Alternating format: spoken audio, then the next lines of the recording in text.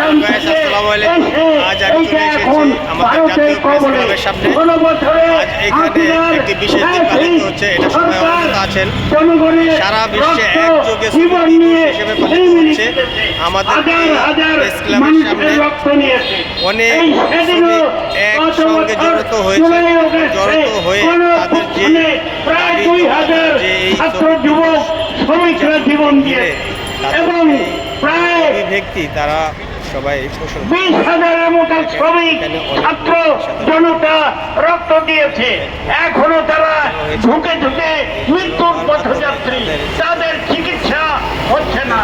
আমরা লড়াই দিয়েছে, জীবন দিয়েছে, শ্রমিকরা রক্ত দিয়েছে, জীবন দিয়েছে, কিন্তু তাদের সরকার প্রতিষ্ঠা হয়নি। এই অন্তর্বর্তীকালীন সরকার এইটা শ্রমিকের সরকার নয়, কৃষকের সরকার নয়, গণঅভ্যুত্থানের সরকার নয়। এই সরকার হলো ধনিক শ্রেণীর সরকার, শোষকের সরকার। এই সরকারের নেতৃত্বে যে সংস্কার হচ্ছে, এই সংস্কার জনগণের সংস্কার নয়, শ্রমিক কৃষকের সংস্কার নয়। এইটা হলো বড় লোকের স্বার্থের সংস্কার। কিছু হয়তো পরিবর্তন হবে, কিন্তু গুণগত কোনো পরিবর্তন হবে না।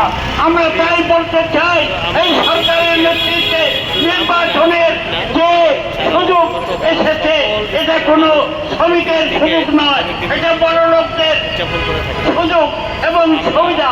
আমরা চাই শ্রমিক শ্রেণীর নেতৃত্বে একটি সরকার হোক, একটা গণসংবিধান প্রতিষ্ঠিত হোক।